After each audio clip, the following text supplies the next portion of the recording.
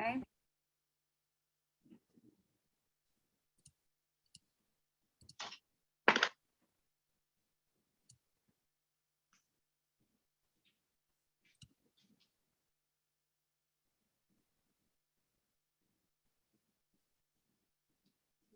Got it.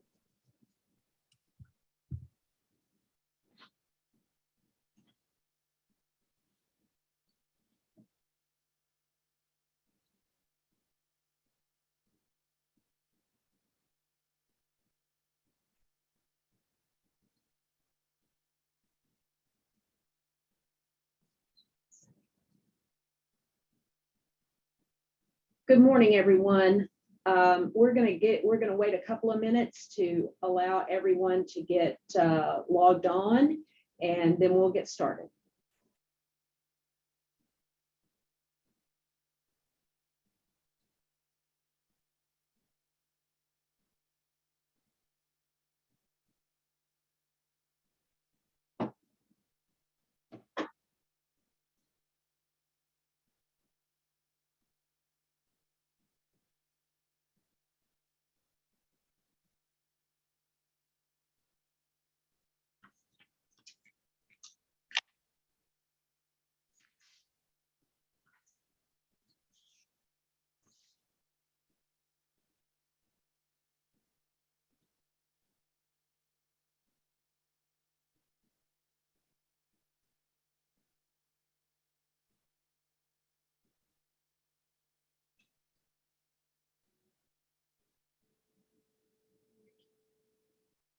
Good afternoon, everyone. Thank you for joining us today.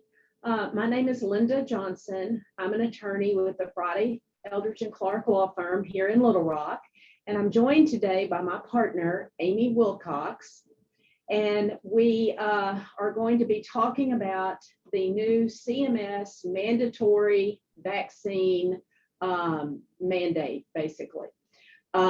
If you have questions throughout our presentation, if you would direct them to the chat box and make sure that you share them with everyone, and we will go through all of those questions once we finish going through our material today.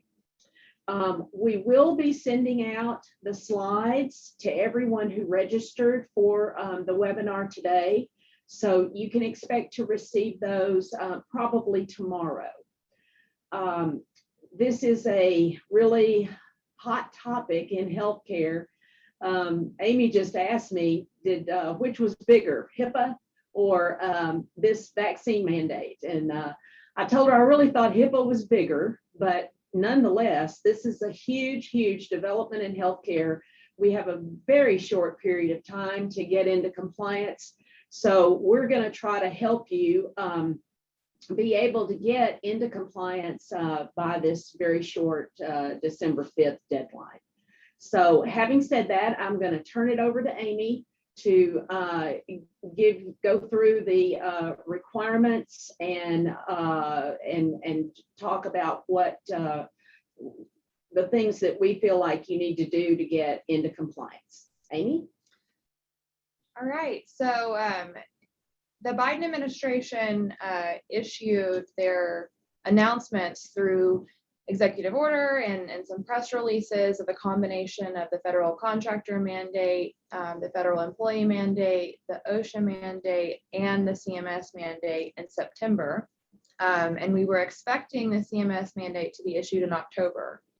All of the guidance said any day in October. Well, we got it on about 8 o'clock on Thursday morning. And so we put together what we know so far, but this is all still in development. And so some of your questions may address things that we're not sure about yet. And we hope that those will be nailed down a little bit more as soon as possible, and certainly before the compliance deadline, but we'll stay as updated as possible on this, and some of these things may change. In general, the CMS mandate requires that all covered staff to receive the first dose of a 2-dose FDA-approved COVID-19 vaccine or the first dose of a single-dose FDA-approved vaccine by December 5th, 2021. That is very soon. And all covered staff must be fully vaccinated by January 5th, 2021. And fully vaccinated is defined as 14 days after the last dose. So that's an important factor here. We can't be in compliance if we're receiving the dose on January 5th. We need to be fully vaccinated by January 5th. Amy, if I could just point out, we did have a typo on that slide. It should be January 5th, 2022, not 2021. So if it were 2021, we'd all be behind schedule. But I just wanted to point that out. I'm not sure we can live through 2021 again. I'm not sure we can either, but we'll get that corrected when we send the slides out. The big thing that we were waiting on to hear from on the CMS mandate were what exceptions are there. There are only two. The exceptions are those required under federal law already, and those are for recognized medical conditions and strongly held religious beliefs, observances, or practices. There are no other exemptions. There is no exemption for an employee to provide a test every week that's negative. There are no exemptions for proof of antibodies. The only exemptions that are allowed are recognized medical conditions and strongly held religious beliefs, observances, or practices. Another big hot button issue and a question in Arkansas specifically has been, what do we do when we're required by CMS to implement a mandate and implement a policy that violates federal law or violates state law? I'm sorry. So in Arkansas, the legislature has passed 2 acts that require things that are not in compliance with the CMS rule. Those statutes are set to go into effect in January. There will likely be legal challenges on those. They require things like requiring employers to provide additional exceptions, such as the weekly testing option or proof of antibody presence. However, these are not allowed under the CMS mandate, and the CMS rule supersedes these state laws.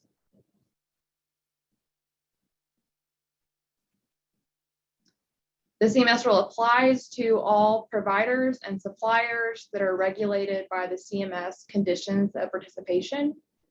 Generally, it does not apply to physician offices. This was a big question that we had from the date that the mandate was announced in September until Thursday. But in general, it does not apply to physician offices, but in limited circumstances, it may apply, for example, if you are a provider-based clinic, which essentially you are an outpatient department of a hospital, the CMS mandate does apply to you, or if you are surveyed by CMS for any other reason. An example of that is specific physical therapy or speech pathology services that are subject to the CMS Conditions of Participation. But that is certainly not a common issue, and so the main issue here is whether you're provider-based or not. Here we provided the full list of covered facilities. Like Lynda said, you will have access to this slide. The main entities here that we're seeing the most impacted in our practice are hospitals, of course, ambulatory surgical centers, hospice agencies, home health agencies, long-term care facilities, and rural health clinics and federally qualified health centers.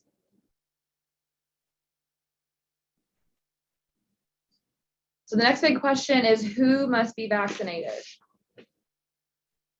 The rule does include a long list of examples of employees and staff members who need to be vaccinated. It's very broad here. It's not limited to only employees. Essentially, any staff member that's on site at your covered health facility who provides patient care or interacts with any staff who do provide patient care must be vaccinated. It does not apply to staff who perform duties off-site and don't come off-site and interact with providers of patient care. And it does apply to I'm going to start that over. It does apply to staff who perform duties off-site They may have interactions with folks who are providing patient care, but it does not provide to full telework staff. If you have someone who's working remotely, say for the month, and they're going to come back, or they work remotely 4 days a week, that's not enough to be exempt here. They have to be full telework staff and not ever come on site. It applies to providers who provide patient care at the health facility who are not employed, for example, members of the medical staff. So this is a really broad application, and in cases where there's a question about whether or not it applies, the more likely answer is yes here. So we want to dig down a little bit into the exemptions that are allowed. The first is the medical exemption. This is for recognized medical conditions. And this is required by the Americans with Disabilities Act, or the ADA. And these are some expansions that are in the CMS rule. There is specific documentation that is required for the medical exemption.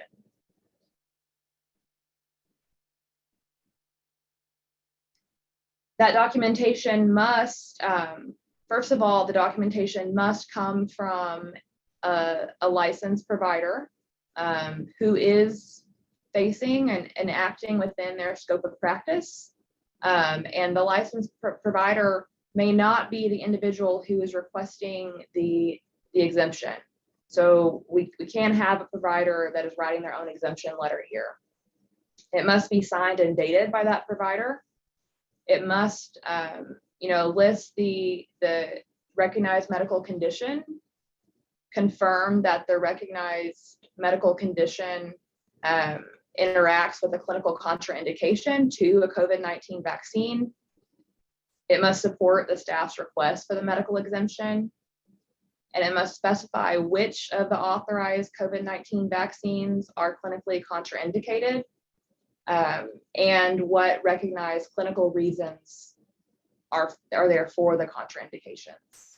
And then finally, that documentation must include a statement by the practitioner that recommends the staff member should be exempted from the requirement based on those clinical contraindications.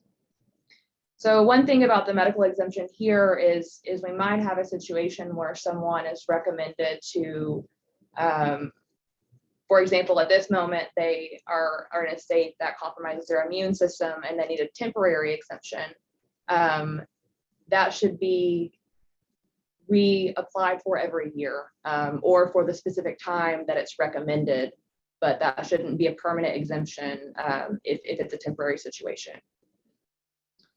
If the exemption request meets the previous criteria that was required by the CMS rule, it should be approved by the employer or by the hospital, unless that accommodation would be what we call an undue hardship. And the ADA defines undue hardship as an action requiring significant difficulty and expense. So that's a pretty high bar.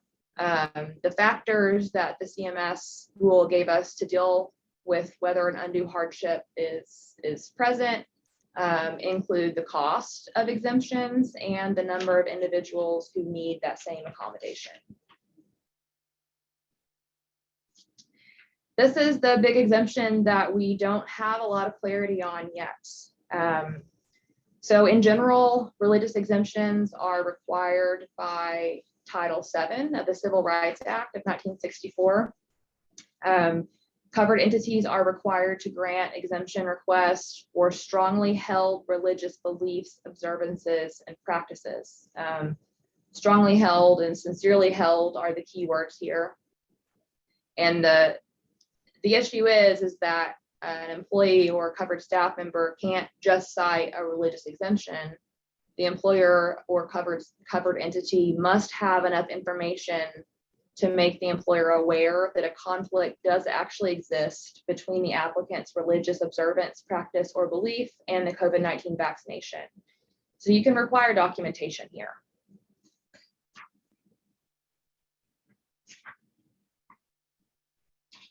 Some guidance that the CMS rule pointed to in the EEOC guidance is kind of to remind us that the belief that matters is the employee's belief.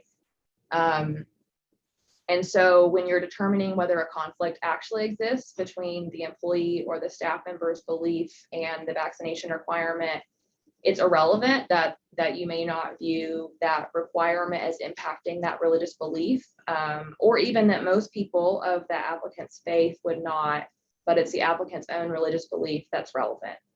But the applicant may need to explain the religious nature of their belief and the way it conflicts with the vaccination requirement.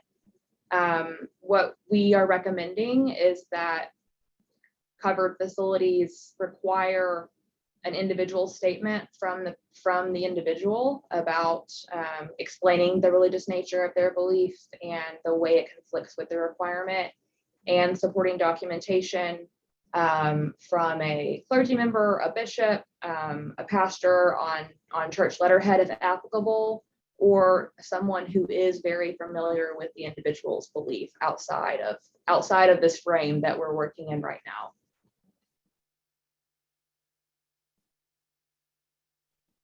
So when we're working through looking at exemption requests, the analysis is, number one, does the exemption request establish that there is a sincerely held, strongly held religious belief, observance, or practice? And it's essentially here to develop a standardized process for what documentation to be provided. This all has to be very standardized and it needs to be very objective. The second question you want to ask is, you look at the requested accommodation. So what is this employee or staff member suggesting that they receive instead of the vaccine, and is that reasonable? So if you have an employee who is not willing to take any other sort of protective measures, and that's obviously not going to be a reasonable accommodation. And then we want to know, if granted, would the requested accommodation impose an undue hardship on the operations and the health and safety of coworkers? And here, undue hardship is defined a little differently than under the ADA. Under Title VII of the Civil Rights Act, an undue hardship is that the proposed accommodation poses more than a de minimis burden or cost. That's a lower standard than the ADA, but we would need significant information to show that this is a sincere cost or burden on the employer to grant an accommodation to refuse to do so.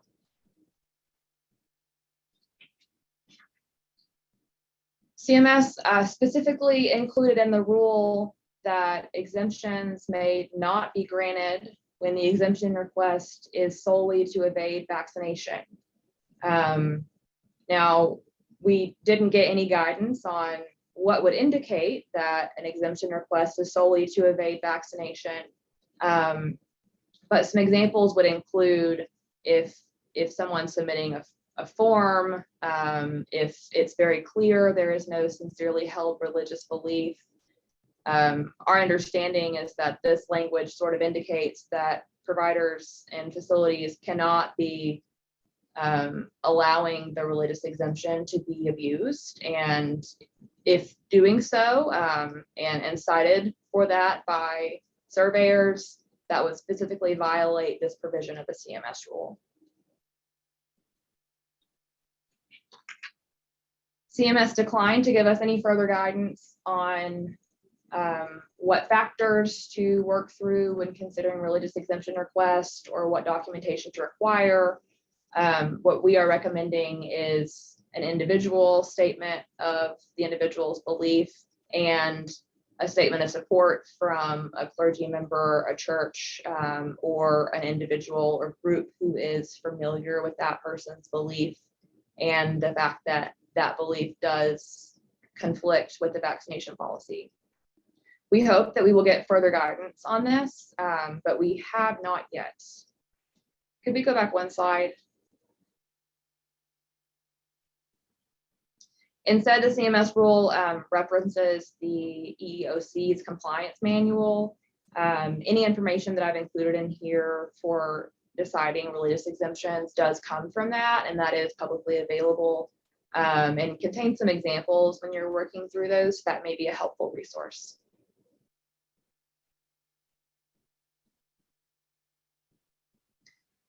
The CMS rule also requires us to have a lot of documentation in our records.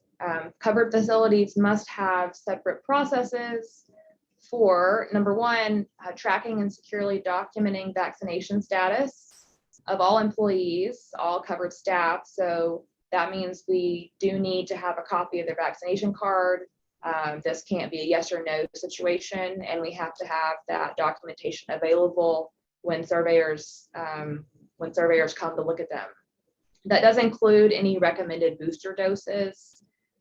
So if we have employees or staff who are getting booster doses which are approved, they should go ahead and submit that documentation as well. We also have to have a process for tracking and securely documenting the exemption request, what documentation was submitted, and whether or not an accommodation was made. And then finally, we need to have a process for tracking and securely documenting vaccination status for staff for whom vaccination was temporarily delayed, and a process for following up on those temporary delays to make sure that those exemptions are still valid.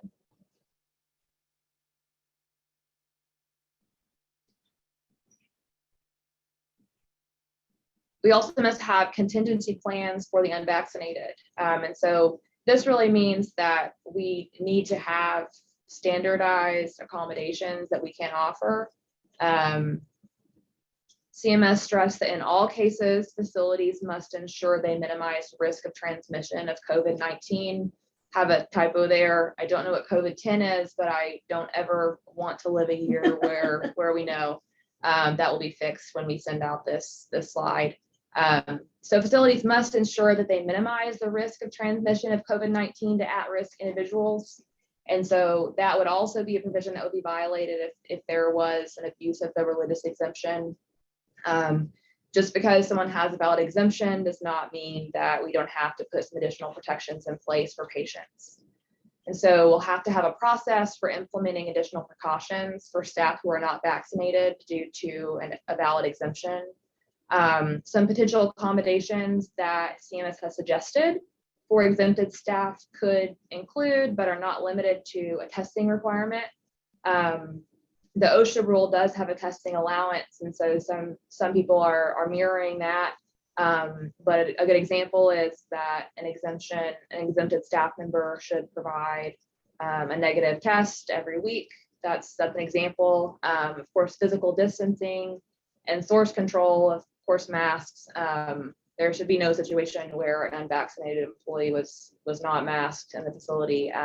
But those are the examples that CMS has given us, and we're seeing some creative things here too for accommodations, and so we'll continue to follow that.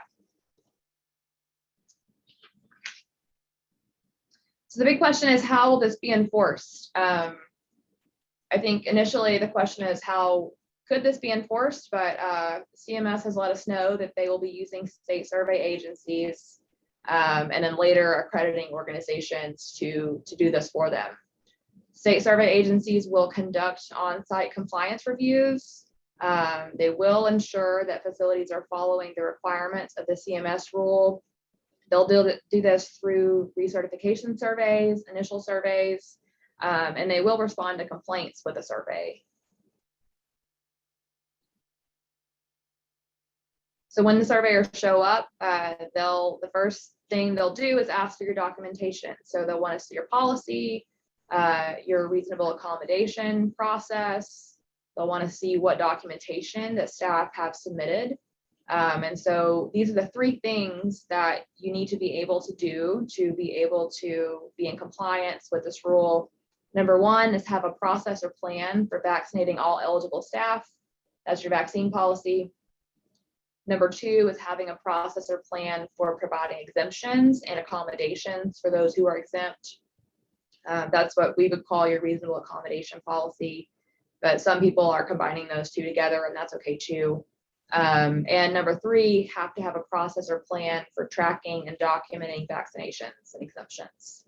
So these are the things that surveyors will look for and will be the satisfying factor of whether we're in compliance or not.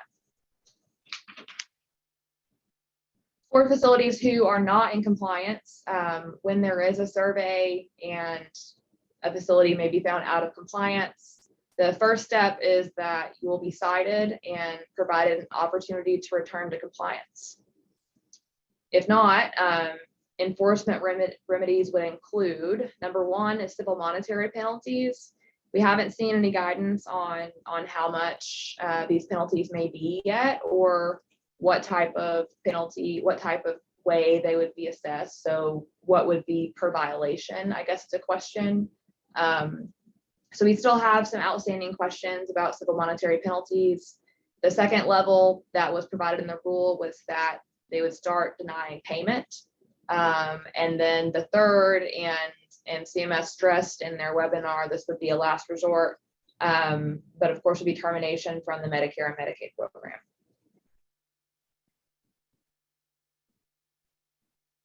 We're not going to get into the OSHA ETS today, but there have been some questions and wanted to confirm that the initial OSHA emergency temporary standard for healthcare providers, which was issued in June, is still in effect. That has not changed. Covered employers are required to maintain a COVID-19 plan. And most notably here, the questions that we've seen the most of are revolving around whether employers are required to remove employees from the workplace who test positive or show symptoms for COVID-19 and provide medical removal protection benefits, so paid leave. What we will see there, hopefully, is that we will see much less need to remove employees from the workplace because we will have a much lower amount of unvaccinated employees. But this still is in effect and is unchanged by the CMS rule. We have a lot of questions about which mandate applies. So now we have an OSHA mandate, we have a federal contractor mandate, and we have a CMS mandate. So the number one issue is if the CMS mandate applies to you, then you are in compliance with all other mandates. You don't need to worry about anything else. The CMS mandate is the most strict. And so if it applies to you, you are okay to follow the CMS mandate. The second question, and this is probably applicable for a lot of our clinics, but if the CMS mandate does not apply to you and you have more than 100 employees, you may be required to comply with the OSHA rule. And that mandate is currently being challenged in the courts, but if you do have more than 100 employees, you should look into compliance with the OSHA mandate and see what is necessary to comply with that. This is a remote situation, but if you happen to be in a situation where both the CMS mandate and the OSHA rule do not apply to you, and you want to check to see if you have any federal contracts, we've seen some contracts with the VA that have been implicated here. It's not really common, but if you do have federal contracts, you may have to comply with the federal contractor mandate, and you likely will be getting some correspondence about amending your current contract to include that requirement.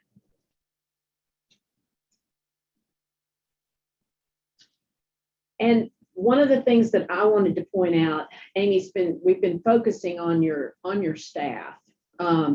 But the actual definition of who's covered by the mandate is extraordinarily broad, and it covers contractors as well as employees.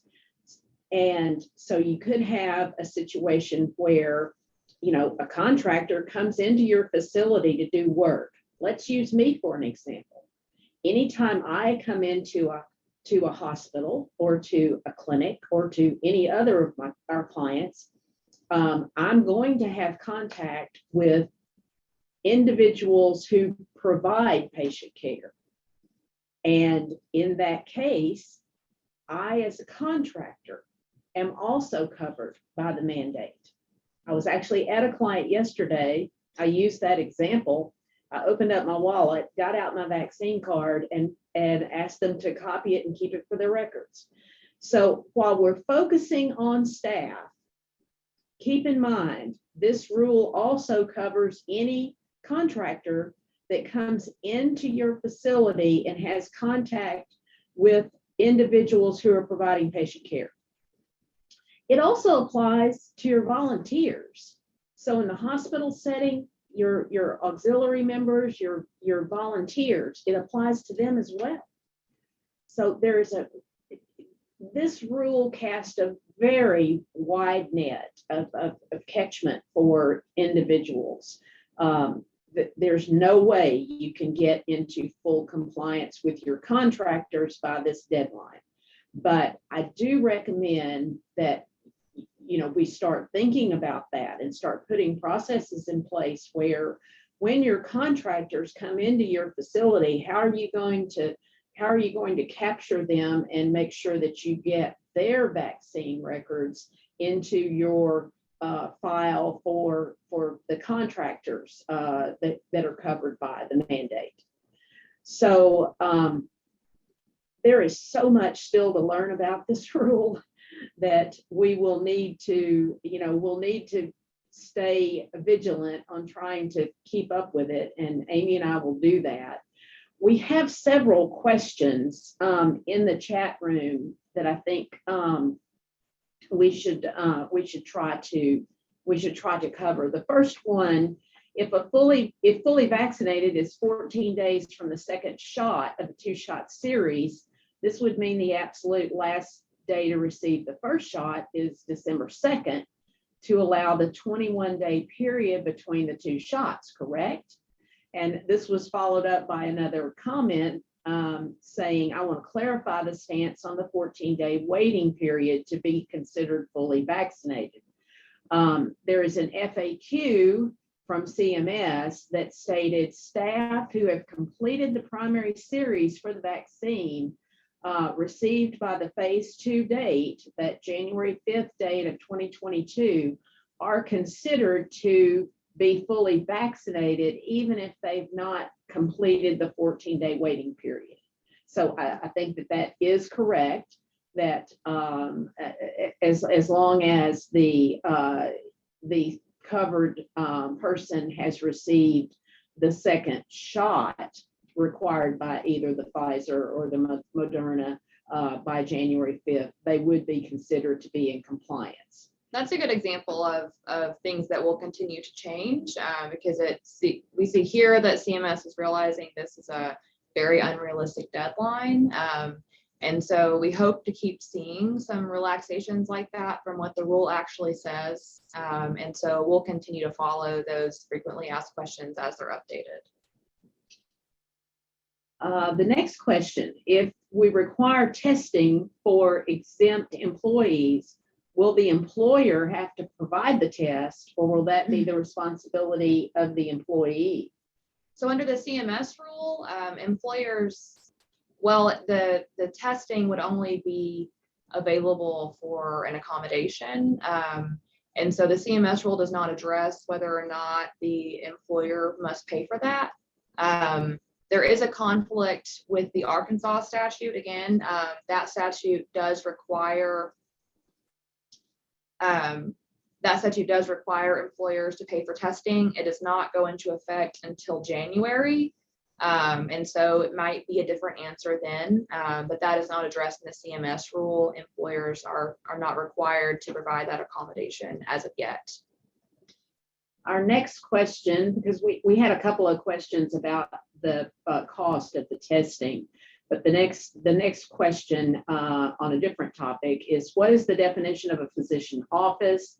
We have physicians, imaging, physical and occupational therapy in our clinic.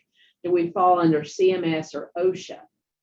I think the question you have to answer in order to determine whether you fall under the CMS mandate is whether you get surveyed by the health department or by any accrediting organization to maintain any CMS certification. If you do not, and quite frankly, that is the case with, I can't think of a single one of my clinic clients that gets surveyed, then you would fall under the OSHA rules and not under the CMS mandate. I think the only clarification there would be, you would want to know whether any of those, if all of these services are in the same office, if they do overlap with any of the covered providers or the covered facilities, you would want to look at that too. That's a very good point, Amy. The next question is, does this apply to schedulers and billers who don't have direct patient care contacts, such as they work in a different area of the building, on a different floor, and don't have direct contact? I think it does apply to them, because the definition of who is covered is either someone who has direct patient contact or has contact with someone who does have patient care contact. So I think it would be impossible to have that type of situation where you would have employees who wouldn't come into contact with employees who had direct patient care responsibilities. I think that would be a very limited situation. That's right. And the rule does, in that definition, it does include employees. So I would say that's not a question. Right. The next question is, what about new hires? Is there an allowance for that employee to get the shots of so many days, or does the CMS rule state the new employees must be vaccinated before they can start work? So the rule only does provide that it applies to all employees. This was discussed in the CMS webinar that was on Thursday, and they would not say that there was some sort of grace period for new employees.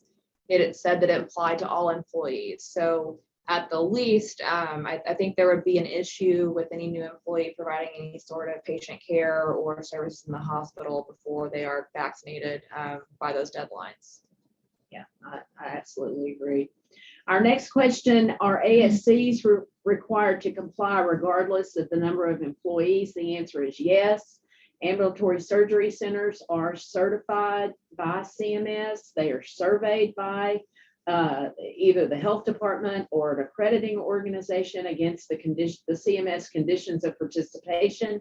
So yes, they definitely are covered. All ambulatory surgery centers, regardless of how many employees you have, unless, of course, you're not a Medicare certified ambulatory surgery center. But I've got to say, I don't know that we have any ambulatory surgery center clients who are not certified by Medicare. We've come to the end of our list of questions. Does anyone want to, we'll wait a few minutes to see if someone else wants to put a question out there.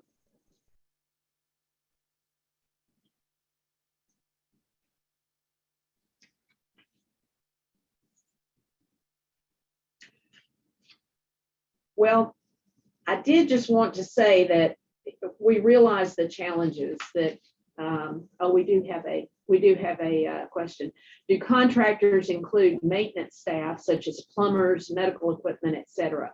I think generally the answer is yes, because the application of the rule is you've either got to have contact with direct patient care employees or have contact with those who do provide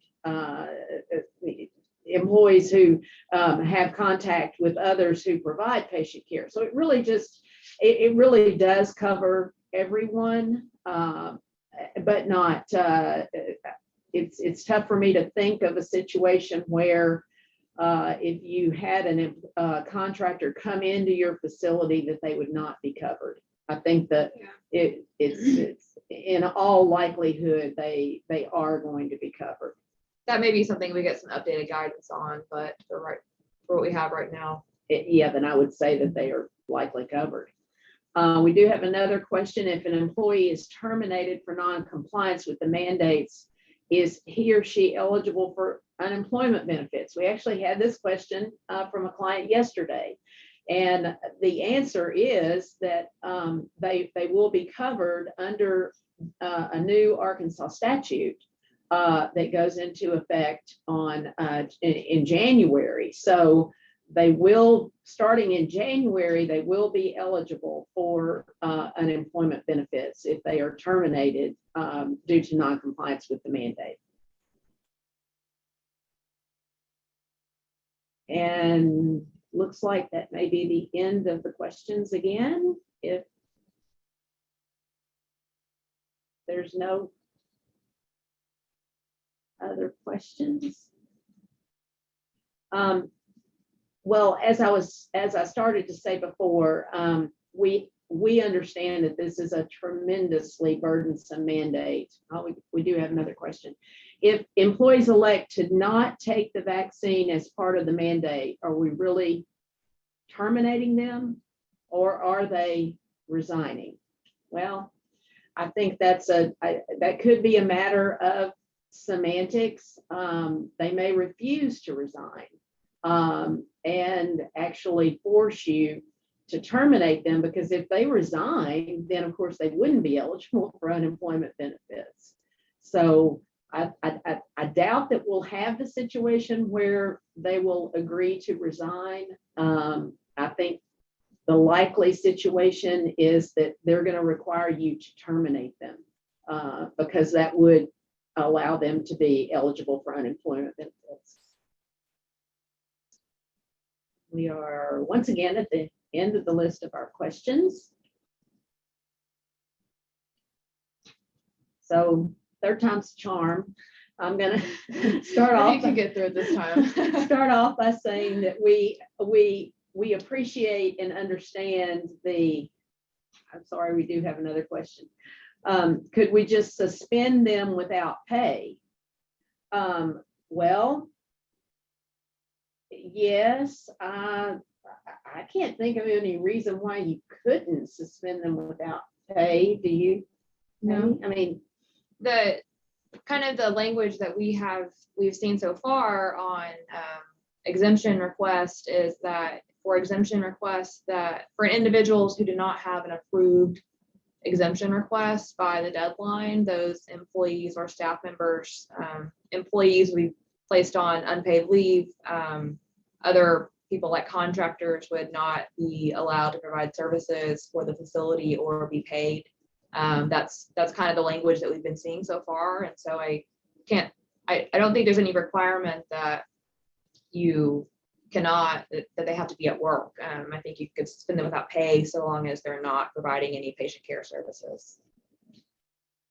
But again, I see employees as kind of getting savvy to this and saying, well, if you're going to suspend me indefinitely, you should go ahead and terminate me. So I think we're likely going to see some pushback from employees, I think, on that issue. So hopefully we'll get some more guidance, but right now that's all we have. We do have another question. Does this apply to delivery people as well?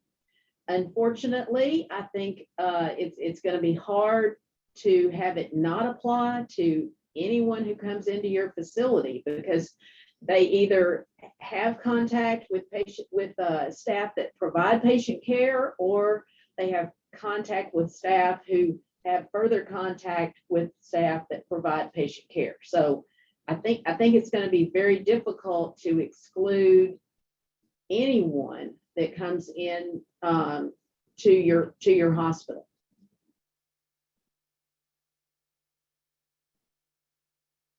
So it's a monumental task that is definitely going to take longer than the 3 weeks that we've been given.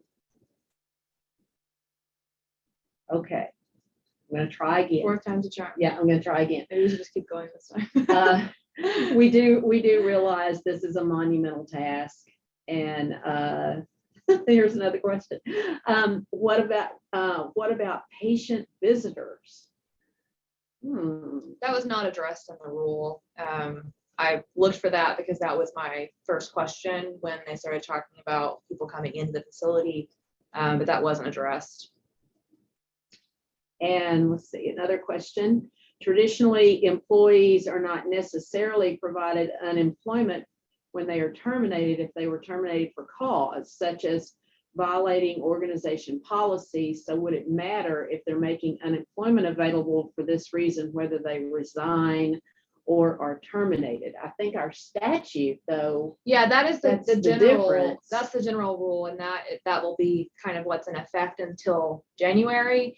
But the Arkansas statute specifically provides that if an employee is terminated for not being vaccinated due to a vaccine policy, then they are eligible for unemployment benefits. So unless we see something that statute is, challenged or something like that, that will be the situation in January. Okay. One question says, what about remote workers? If they are 100% teleworking, they do not come into the facility, they are not covered by this mandate. And the next question is, what about the patients themselves? I don't think that that's addressed No. in any of the guidance that we have now, so I do not think it applies to patients. The next question is, what if the staff have expressed refusal of the vaccine for reasons other than religious beliefs, but suddenly are now stating religious exemptions? Well, you are certainly allowed to inquire about their sincerely held belief, which is the language that's used in the regulation. And you can document the fact that previously they said one thing, now they're saying another. You can ask the employee about it and get the documentation that is required to be eligible for the religious exemption. And then I think it comes down to a question of whether you're going to approve it or not, based upon the documentation that you have. I will say, I think I forgot to say this, our advice is that you do not form a committee to determine whether or not particular exemptions should be granted. I think that there's too much likelihood in utilizing a committee that you're going to have inconsistent answers come out of a committee. So I think it is advisable to have one person actually take care of responding to all of the requests for an exemption. Another question, what about EMS and fire departments? There's no exception if they're coming into your facility. And now fire departments, in case of a fire, I don't think that it's practical to stop them and make sure that they all are vaccinated. But certainly EMS, now the EMS personnel, they should be, and I think are subject to this mandate. The next question, if a religious exemption is possible, why would it be in the facility's best interest to challenge any religious exemption? How could anyone without a theology degree be qualified to determine this? Well, I think that you are allowed, if your facility chooses to do so, you are allowed to inquire about the religious belief, the sincerely held belief. I keep using the term religious. That's not the language that's used in the regulations. It's a sincerely held belief. You are entitled to inquire about it. You are entitled to get documentation, not only from the employee to document that sincerely held belief, but also from someone else who corroborates the fact that they do have that sincerely held belief. And that is, you are allowed to do that. What you're evaluating there is whether or not the applicant has a sincerely held belief. You're not evaluating what the belief is or whether it's valid. The fact is just what matters is whether or not the applicant has that belief, and whether or not that belief actually conflicts with the vaccine mandate. And there was a question as to whether we could provide written answers to all these questions because they had a bad connection.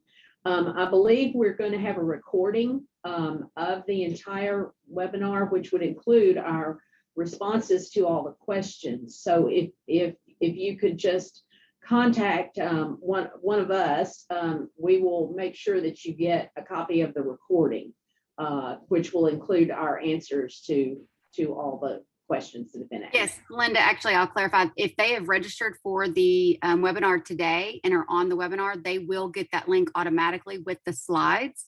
And of course, they can share that with other people in their company as well.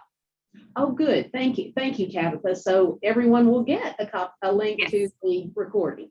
Yes, hopefully today. It might be tomorrow morning. Okay, great, great. Well, I don't see any further questions. Thank you all for joining us. This is all new territory for us, just like it is for you. So stay tuned, as I like to say. We will continue to follow the guidance and continue to provide further assistance if we can. There is another question that came in. If the employee has no intention of getting the vaccine, can they work up until January 5th? They could work until December 5th. Yeah, December 5th is the deadline for having the first shot of a 2-shot regimen. So I think they could work till December, as Amie said, till December 5th, but not until January 5th. All right, well, stay tuned. I'm sure there's more to come, but thank you again for joining us today.